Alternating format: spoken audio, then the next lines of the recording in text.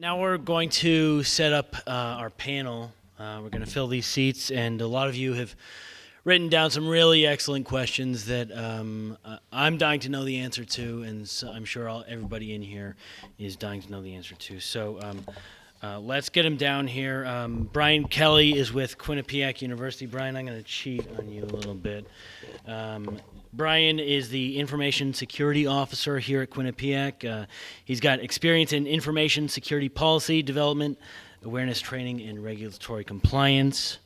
You guys have met Chief MacNamara down in Fairfield.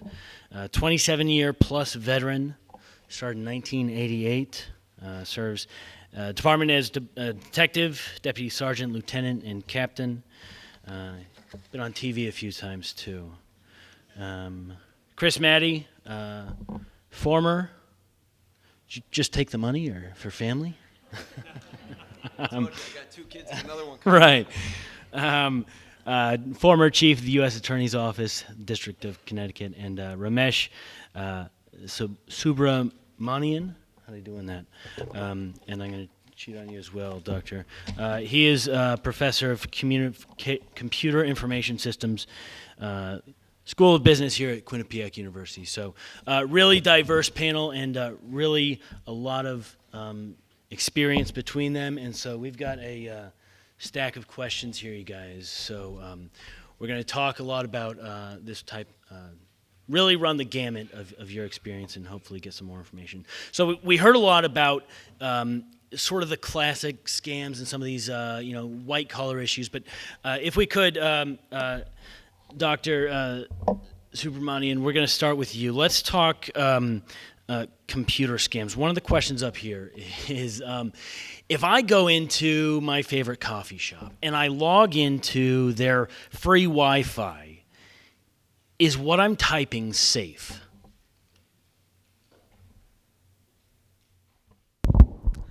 If you are logging into any public Wi-Fi, your data can be seen.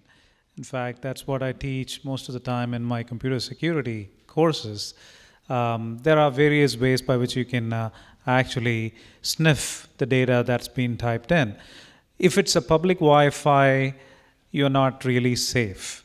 And most of the time, people who provide public Wi-Fi also give you some kind of a warning, except that we choose to ignore these warnings. It'll be usually in the form of, well, whatever you type in can be seen, and you click, do you agree or not, and you want to get online, so you agree. And they can be seen fairly easily using a variety of software that's out there.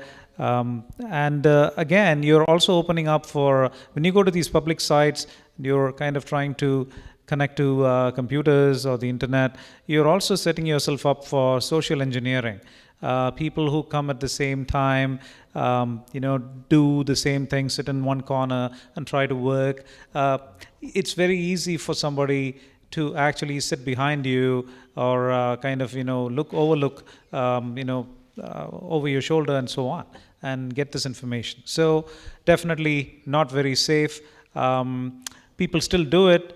You can, for instance, browse the web and all of that. And again, that leads to, without typing in your ID or password or anything like that, that again leads to a whole bunch of other issues, such as privacy issues. Like, do you really want other people to know what other websites you're looking at, and so on.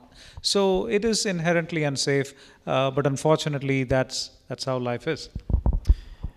Would it make a difference if that same coffee shop required a password before I logged in?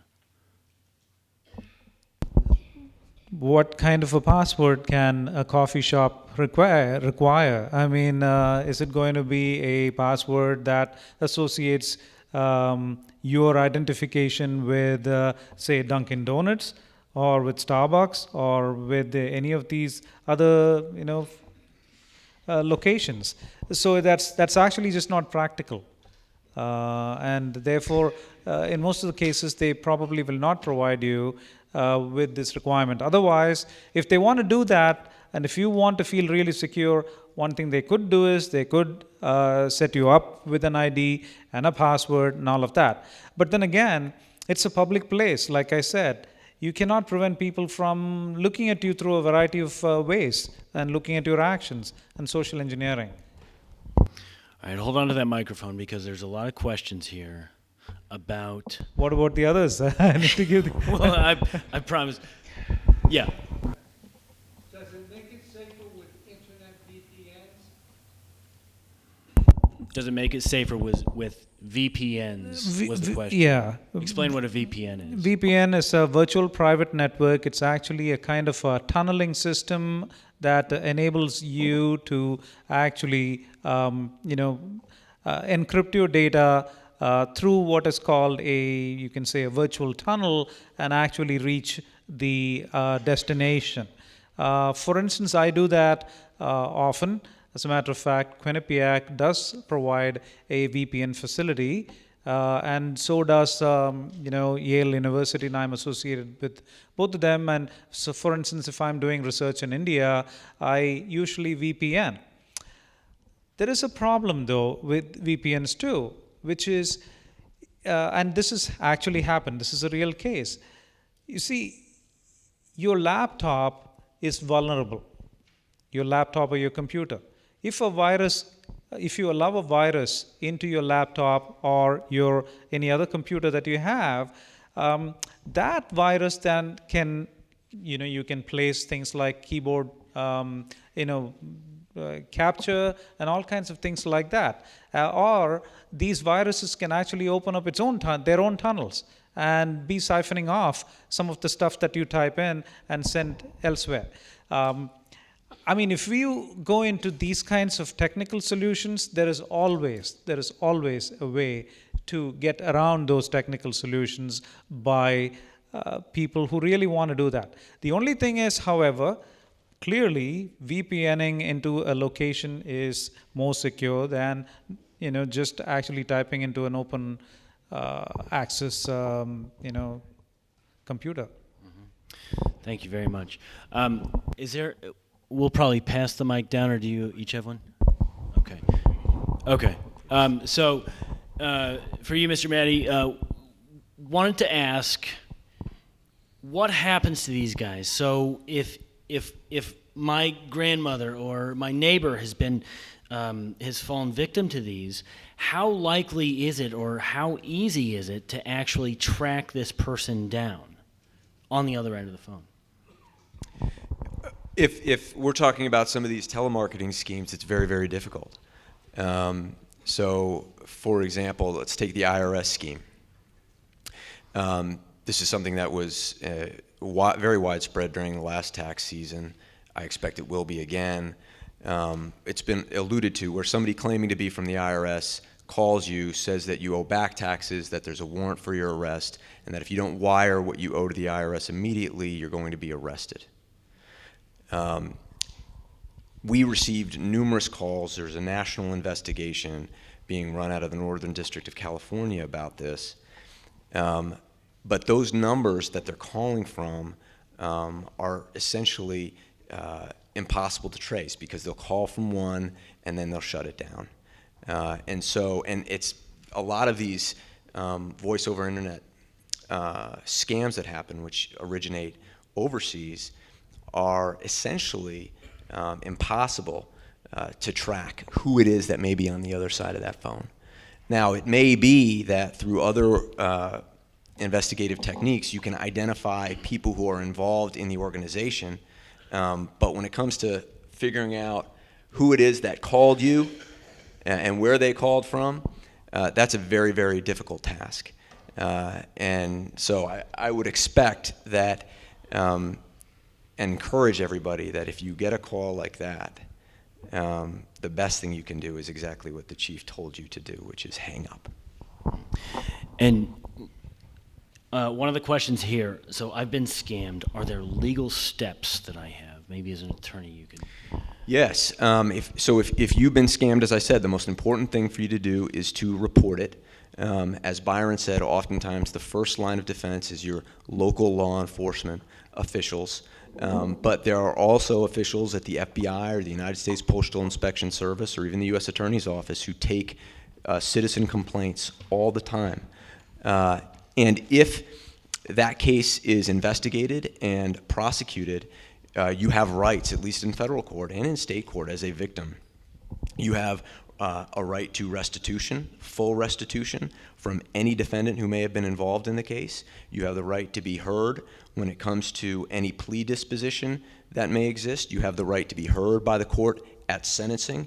And I can tell you that some of the most important facts that are presented to sentencing judges are facts that come directly from victims. Now that oftentimes can be a lengthy and frustrating process. Even after a court sentences a defendant and orders restitution, it may take some time to collect. But the way to start taking advantage of your rights if you have been scammed is to report it. Get a point of contact at a law enforcement agency, provide as much information as you can, and let me also say that you may think that, I didn't really fall for it, or I didn't really lose a whole lot of money. The fact of the matter is that if you've been scammed, probably somebody else has been too, and there may already be an open investigation into the same conduct that targeted you. So another reason to report it. And if you have any further questions about what your rights may be, the U.S. Attorney's Office and I'm sure the state's Attorney's Office have victim coordinators who are basically a point of contact where their sole job is to keep folks who have been scammed or defrauded updated on the status of the case. Chief MacNamara, turning to you, you said call the police right away, even if you think it may be someone who's claiming to be something they're not. The question has come up, when is it too late? When is it, at what point can the police no longer help?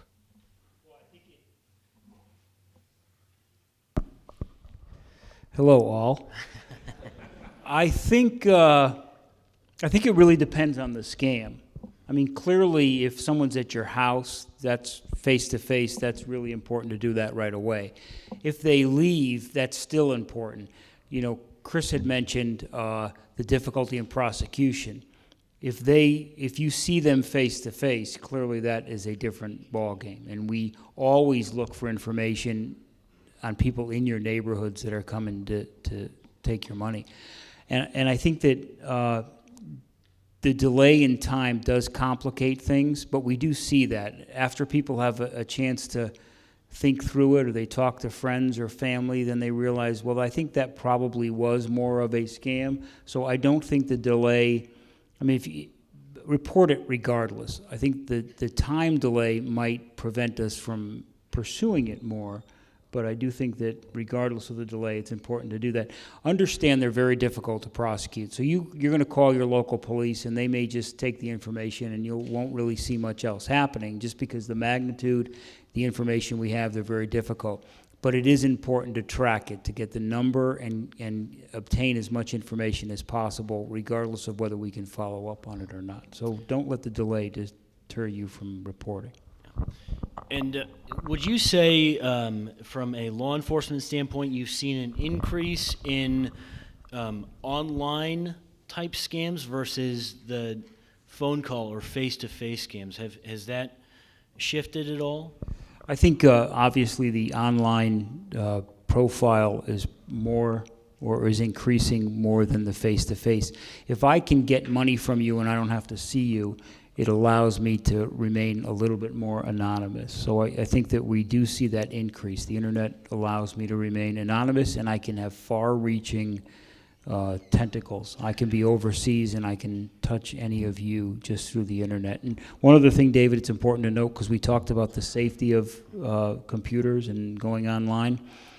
The easiest way to defeat your best security plans, and people do it all the time, is clicking on an unsolicited email.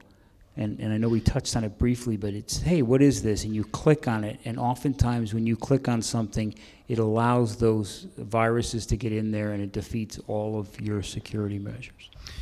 And that's a good segue to Mr. Kelly at the end. Is there something that these folks out here should be doing when it comes to their home computer that maybe they haven't thought of yet beyond just what the Geek Squad tells them to do? Yeah, absolutely. So, show of hands, how many have had their flu shot so far this fall, right? So most of you got your flu shot. And why do you get your flu shot? To prevent you from getting sick, right? So computers can get sick. We talk about viruses. My job is to try to take really technical things. I'm an expert, and it's difficult. It's difficult for us to do security, and it's very, very difficult for all of you to do it at home. So patching, making sure that your system gets regular updates, very similar to getting your flu shot, and making sure that there's antivirus available in current on those systems.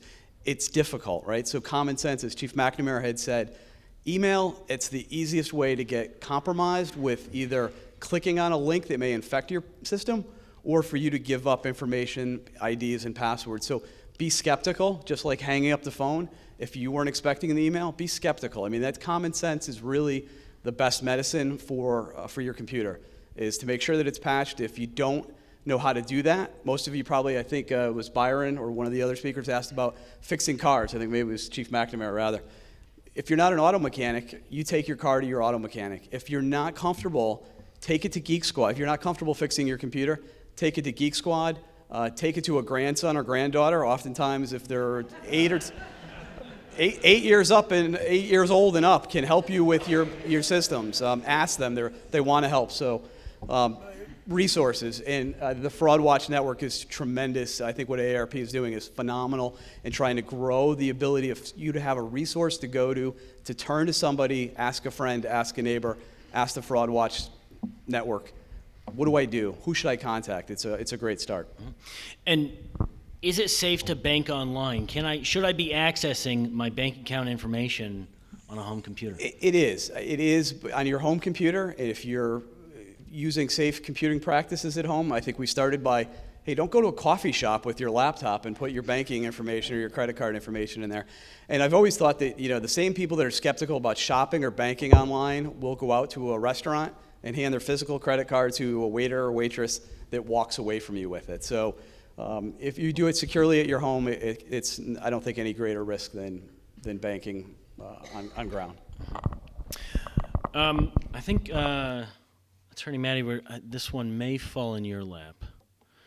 Okay, I'm just going to read this straight from the card. What do you see as the role and responsibility of financial institutions, if any, to spot and catch the so-called red flags of abuse, to help protect against abuse and not enable or profit from it, to help trace or stop the flow of money? Well, there are. That's a great question. There are current obligations for financial institutions to report suspicious activity. They're called suspicious activity reports, and they're generated by financial institutions that may observe any kind of irregularity in an account. For example, one of the most common is called structuring. Some of you may know that anytime a deposit or essentially deposit or transaction of over $10,000 is conducted, the bank is required to report that. And so oftentimes people who don't want their transactions reported because their money is illegal will deposit $9,000, $9,500. And when that happens, the bank generates a suspicious activity report, which is available to law enforcement. There are other ways that can happen. For example, let's say an elderly person's bank account, and they've been at the same bank for years and years and years, all of a sudden starts to see regular depletions. And the bank picks up on it, files a suspicious activity report. So there are requirements. The difficulty, I think, is in who becomes aware of that. And one of the things that I think that we really need to be focusing on is the extent to which individual consumers know that there has been irregular activity in their account, not just law enforcement, because you can imagine, there are thousands and thousands and thousands of suspicious activity reports that get generated every day. The most important person to know about it is the individual whose account may be compromised. And so I absolutely believe that we should be requiring that whenever there is irregular or suspicious activity, that in addition to a report being generated, that the account holder is notified. And it is true that under certain circumstances, if a financial institution releases money under suspicious circumstances where they have reason to know that they should not have done that, that the account holder can recover against that financial institution. So it's also very important for you to know that if you're, let's say your account sent $50,000 to China, and there was reason for the bank to know that that transaction was fraudulent, it may very well be that you can recover that money back from the bank even though your money is gone. So it's important for you to know that as well. So that's a long way of saying that I think there are always ways that we can make sure that financial institutions are more accountable and more transparent with the type of activity that's happening in consumers' accounts. Dr. Subramanian, how the hell are these people getting my phone number and name? That's a great question, actually. And actually, I have, you see, here's the thing. How many of you here have heard of a company called Rapleaf? R-A-P-L-E-A-F, Rapleaf. That's what I thought. They have over 1.2 billion email addresses of people, okay, including ratings of customers. We don't know about these companies, okay? There are other companies like this. There's a company called Axiom. There is a company called Blue Kai. We don't hear about these companies at all. Their job is to collect private information. These are third-party aggregators.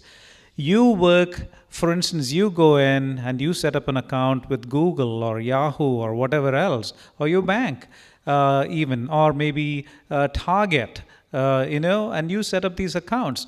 And as far as you're concerned, the first party that you're dealing with are these companies. And you say, well, okay, the company says, hey, I'm going to keep this information as private as I can. Okay? And you agree away, you say, okay, I'm going to click this. And but then they also say somewhere in that agreement, well, we have the right to actually sell this data with some of the personal identification removed to third-party aggregators. And there are a whole bunch of third-party aggregators there, and what they do is their job is to use sophisticated data mining techniques.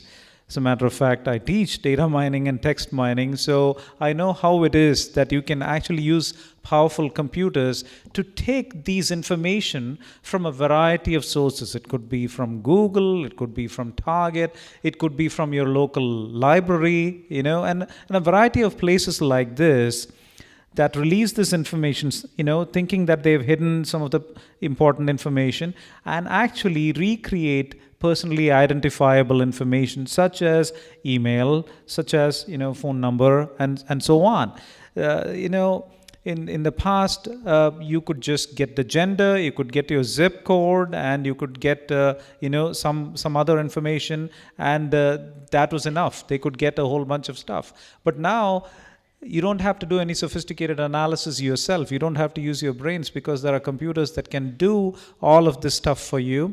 And then on top of that, they can create patterns. They can put you in clusters. They can say, well, this person shops at this time of the month or this time of the day. This person actually goes to this aisle often in a supermarket, and so on. So they can not only get information such as your email or your other information such as your age or something like that and your address. They can also find out a whole bunch of stuff about you, about your extended family, and all kinds of things like that through data mining techniques. And these are third-party aggregators. Most of the time you deal only with the first party. But you don't have any control over the third party because you didn't sign any agreement with them. The first party, on the other hand, makes their money because when they sell this, it's right now something like $120 billion industry. Okay, they're selling this information about you, even though they've taken parts away. It's not very difficult to put these parts back. Okay. So this is how they do it, though. In fact, there are whole courses that we develop along the lines of how it can be done, but obviously for marketing reasons and other supposedly ethical reasons. But look at the other side. People can use this too to get all kinds of information about you. This is kind of going out to the group. Curious if there's a trend or a new type of scam coming down the pipe that maybe isn't as well known as the IRS one. Is there something that is new that folks should be watching out for? I don't know how new it is, but the tech support scam is catching on, and we're kind of looking at that as a hybrid type attack where you're getting a phone call and it's saying, hey, this is Microsoft, we've detected a problem with your computer, it's very well scripted, and then they ask you to go to your computer and they give you a web address to go to. So it starts on the phone, it ends up happening on your computer, they'll tell you to go to www. You'll go to that address. That will then infect your computer or pretend to infect your computer. WWLMI, which stands for Log Me In. Log me in. There you go. And then they're remote accessing into your computer. So again, being skeptical, we all trust caller ID, right? You look at the caller ID and you say, oh, that's my friend calling, or that's my grandson calling, or my wife calling, and you make a decision. That you can't trust caller ID information anymore. That can be spoofed easily and faked. And that kind of leads to that. So I think that's the evolution, is kind of these hybrid type of attacks. Do you want to add anything to that? Oh, you gave me a look. I came across some interesting fraud that I actually passed on to Brian. In fact, moment I discover new things in my mailbox or something, I call Brian and say, hey, you know what? Check this out. So this is, I got this email saying that they had noted the credit card company, and it said Bank of America, that they had noted suspicious activity on my credit card, and that I should, either go to this website or I could also call this number. Okay? And of course, what's going to happen when you call that number? You call that number, and the first thing they ask you is, okay, what's your credit card number? And so on and so forth. Okay? So I said, well, this doesn't sound right. So let me look at my credit card and look at the number that they want me to call if there is an emergency or some issue. So you call that number. Okay? You just don't. You may get an email or anything like that, or you may get an address or click on this. Don't do any of those things, even though you kind of might feel stressed to do those kinds of things, right? Instead, if there is a number that you have, you call that number. And it turned out that there wasn't much happening on my credit card.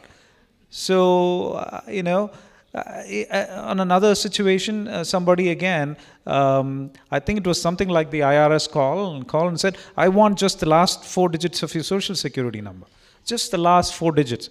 And when I started saying, well, I don't feel comfortable, I'm not asking for the whole thing, I'm asking only for the last 4. But I know that you can actually do a lot of things with the last 4, okay? So I put the phone down. So these are things that happen. The one thing I think is not going away, and that is going to affect everybody in this room at some point, are these large-scale hacks we've seen. So Byron mentioned Anthem. The U.S. government, of which I was a part, was hacked. And that's going to continue happening. So the most important, look, there's very little you can do as an individual to defend against that, except that what you can do is make sure that you're on top of your credit reports, that to the extent you can sign up for free credit checks during whatever period, you take the time to do that. Because the truth is, you don't know if your information has been compromised, you don't know when it may be used. So the federal U.S. Attorney's Office had Anthem coverage, and so I got hacked twice last year. Now I have no idea where my information might pop up or when, and so you can be darn sure that I have reminders in my calendar. Okay, check, go check, go check, and so it's important to take the time to do that, because I think that's going to be a fact of life for all of us.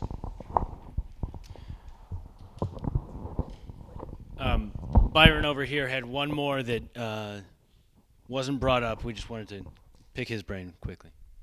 I hate to do this to the group, but one just became aware of, I announced that President Obama signed that the Medicare number will no longer be used on Medicare cards, your Social Security number on Medicare cards.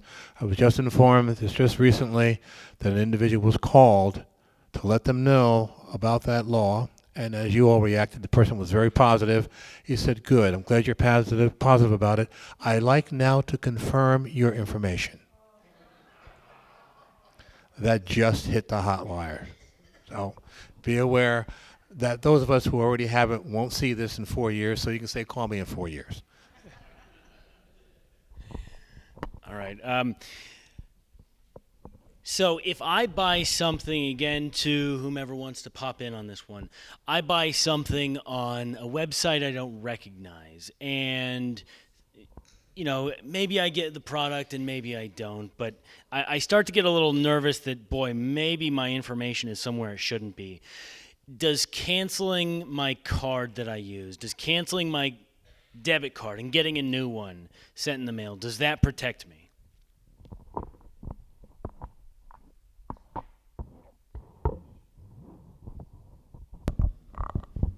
I have no idea. I don't know. But I would recommend you do it. I mean, if you suspect that there's information out there, the best thing you can do is lessen or stop the bleeding. That's the first step. So anything you can do to stop the card would be important. But let's face it, if that information is out there and there are, besides the card number, other personal information, then clearly that may be a vulnerability to all of you. And the lesson there is only really use trusted sites to get your things. Because what do we talk about bargains? Sometimes the best bargain in the world isn't a bargain at all. So you really want to go to those sites that are well trusted. And along those same lines, if maybe it's not a Nigerian prince calling, but it is a company saying, hey, I'm licensed in Connecticut, how do I go about finding information on that company? Are they really licensed? Have they had any issues with the Attorney General's website? Is the state looking at them for anything? How do I find that information? Companies headquartered in Connecticut and licensed to do business in Connecticut are required to register with the Secretary of State's office, and there's a online searchable database at the Secretary of State's page where you can search for businesses and at least get some more information about them. For example, who is basically the incorporator of the company, the business address of the company. Also, the Connecticut Better Business Bureau keeps track of complaints, consumer complaints, as does, I believe, the Connecticut Department of Consumer Protection. And so those are just a few places that you can go to check out companies and reliable places who should be able to give you information on the history of that company's conduct in Connecticut, whether there have been any complaints, and whether they're a reputable and real place. Brian Kelly, curious. All right, giving you a magic wand. What's the one thing that you want to see more of when it comes to information security? I think we need standards, right? So most of you drove here tonight in all various different kinds of cars, but you had brakes, and you had seatbelts, and you had airbags. And the insurance industry over the years, the Ralph Nader, helped mandate a standard of security for all of our automobiles. And I think we need to see the same thing happen with the computer systems that we use. Many of our consumers go out, they buy systems at Best Buy or Target or where have you. They bring the system home, it has a 90-day trial antivirus on it, and that's akin to saying you bought a new car and your brakes were only good for 90 days. So, that's the thing, is kind of coming to a standard where we asked about whether the responsibility should be on the banks as far as alerting to suspicious activity. There's got to be a responsibility on the manufacturers of the technology that we use that adds security and safety so that it's not challenging, it's not difficult for the end users to be secure. All right, this is a question that I can answer thanks to this card. The question was asked, can we get a copy of Byron's presentation, a lot of good information in there. The answer is yes. It'll be online at CTN, so you can record it there or ask AARP Fraud Watch to come to your community. Call Erica. Her card is in your packet, so contact her. We have, we'll call it the law and order side of things up here. So I'm curious, when you guys have talk to the folks responsible for this in whatever way you can, white collar or just sort of these traditional over-the-phone scams. What is their reaction sort of as you're doing your investigation and once they realize they've been caught? Are there any, anecdotally, are there any conversations that come to mind that sort of give any sort of idea as to why this would happen or why they think it's so easy? Anything that comes to mind? Well, so, I've prosecuted a number of investment advisors and broker-dealers, and I could tell you just a few of the refrains that we've heard. One is, I just got into a little bit of a hole.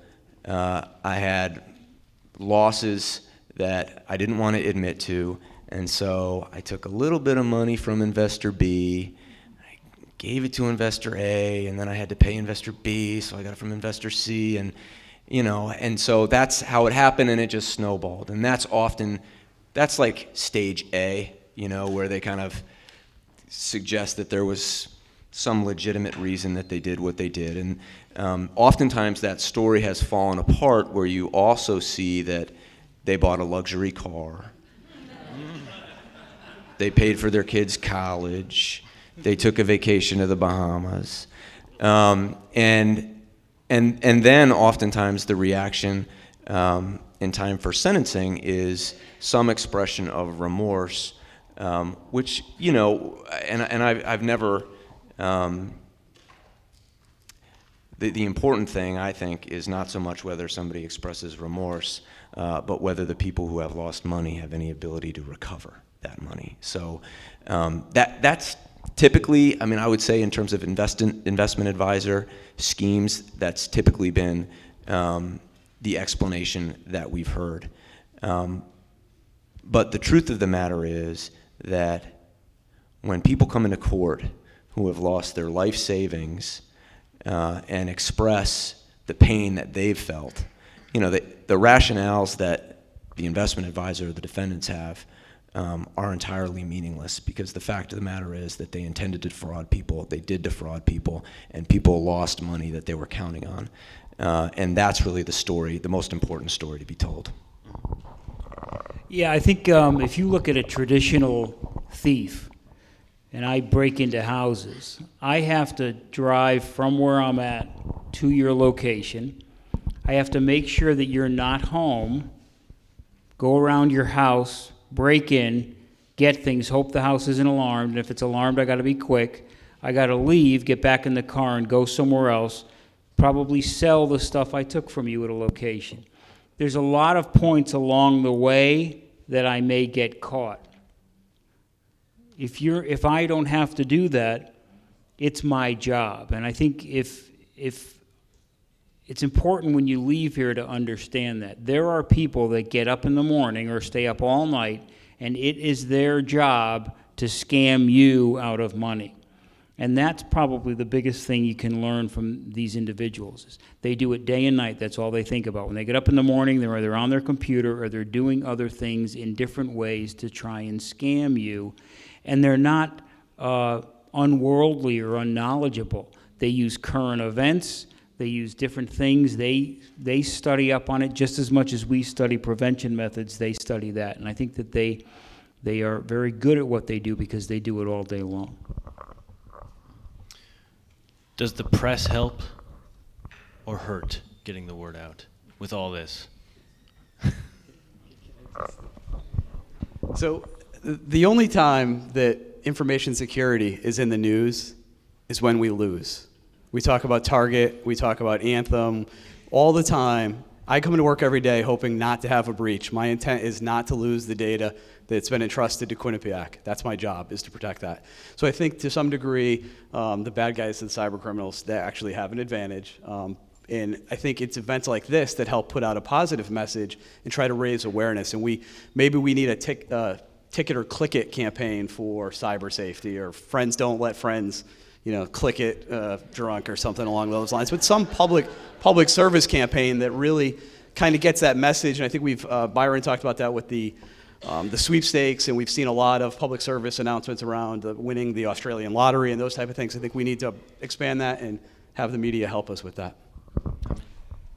I think it helps. David? I do. I really think it helps. I think the only time public information hurts us if there's specific information that goes out that resulted in an arrest.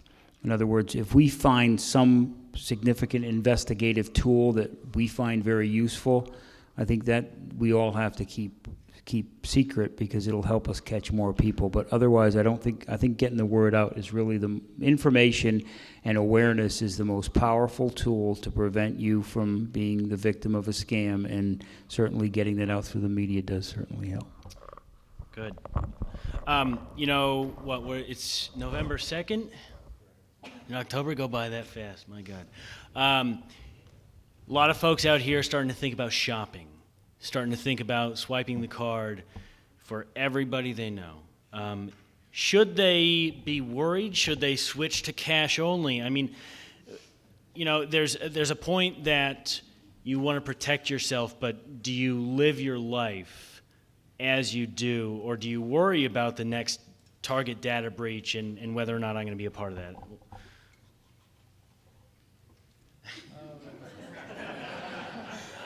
Wasn't clear? Of course, you should worry about the data breach. However, these days there are, the credit card industry, for instance, is working on that chip. Okay. Unfortunately, several places that I have gone to just today say, well, it's not activated yet. But that's certainly a level of security. They had their warning, these merchants. But they haven't really, gone ahead and implemented, and they say, well, it's expensive and so on.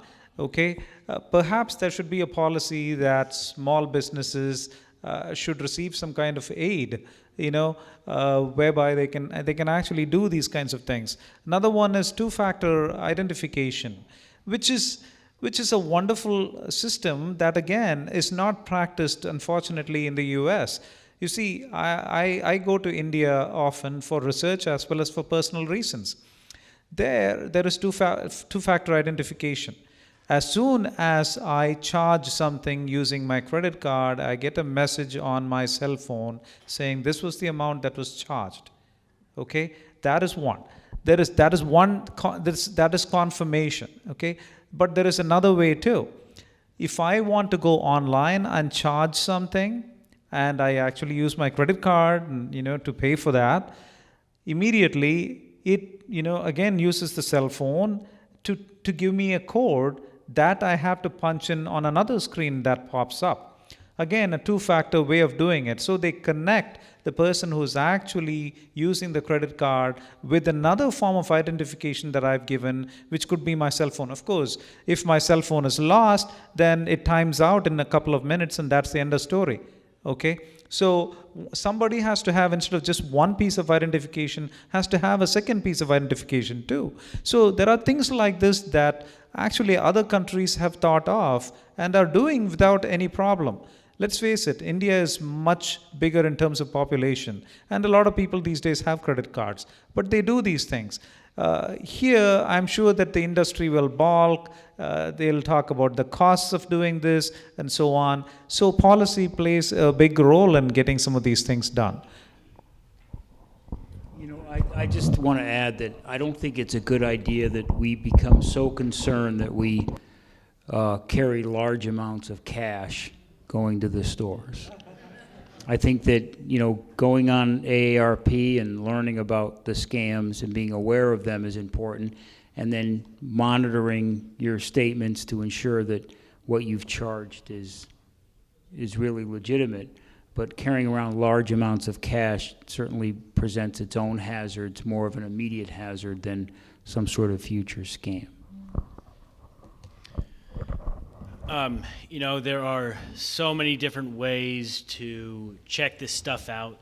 How do I know that even the credit monitoring services or the services that lock down your identification or identifying information, how do we trust those? Where's the balance there? I mean, how do we know that the Equifax website is really the Equifax that AARP recommends?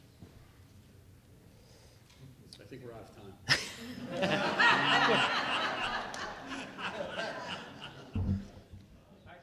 Actually, I want to take a stab at that because, there's a friend of mine at the Yale Law School, and he's written this book recently called The Black Box Society.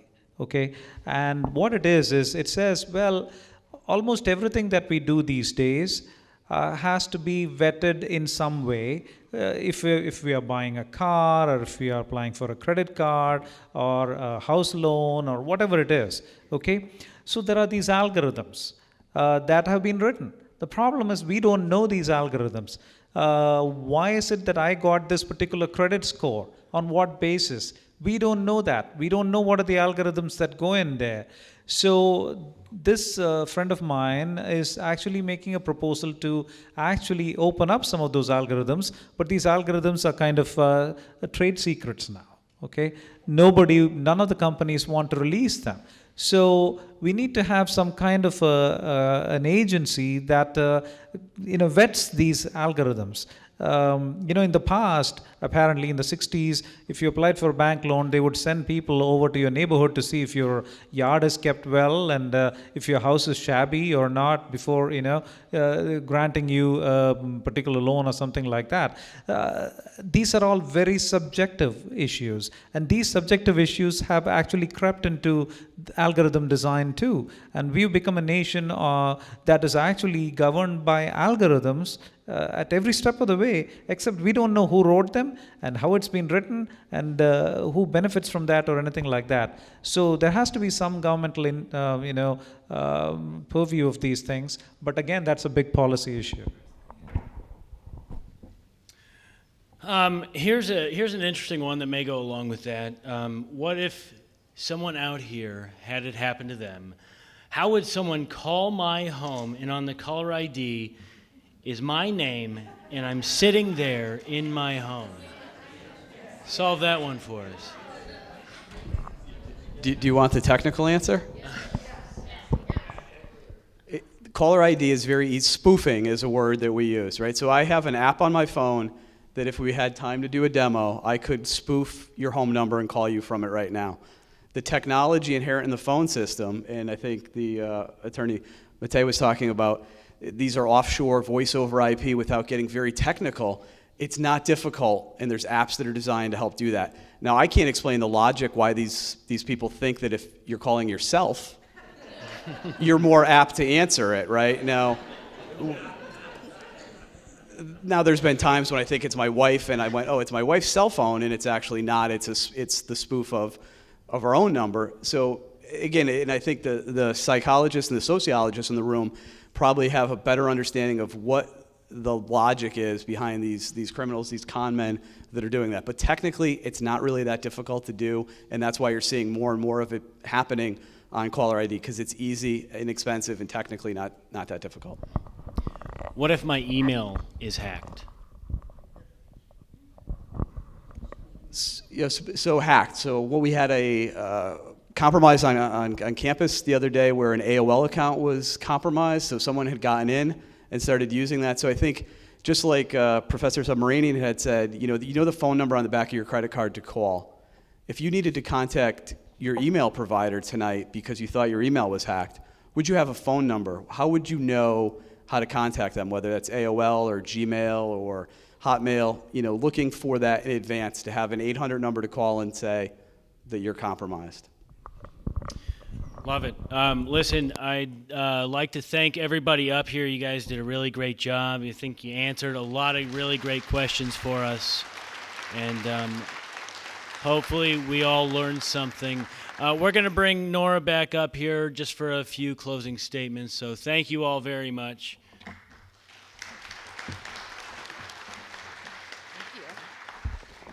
Okay, so my closing statements are mostly housekeeping. So first, I want to thank everybody for coming, especially those of you, the bulk of you, who stayed through the very end. So thank you very much. For anyone interested, there is going to be a tram available to take you back to your cars in the parking lot. That is going to be available right outside of where we checked in, okay? If you want to have an AARP Fraud Watch Network presentation in your community, you're going to have either mine or Erica's cards in your forms. You can reach us directly. And for anyone out in the viewing audience, I'm going to do something scary and give my direct phone number on television, which is 860-548-3161. And if my caller ID says it's me calling me, I'm probably not going to pick it up. And on the way out, you're going to see our volunteers. They're handing out information about the places that you can join AARP again next, either live, virtually, or by joining us for some of our value member offerings out in the community. So you can keep even more of that hard-earned money in your pocket and help support your local nonprofit organizations. Thank you so much for coming, and have a great evening.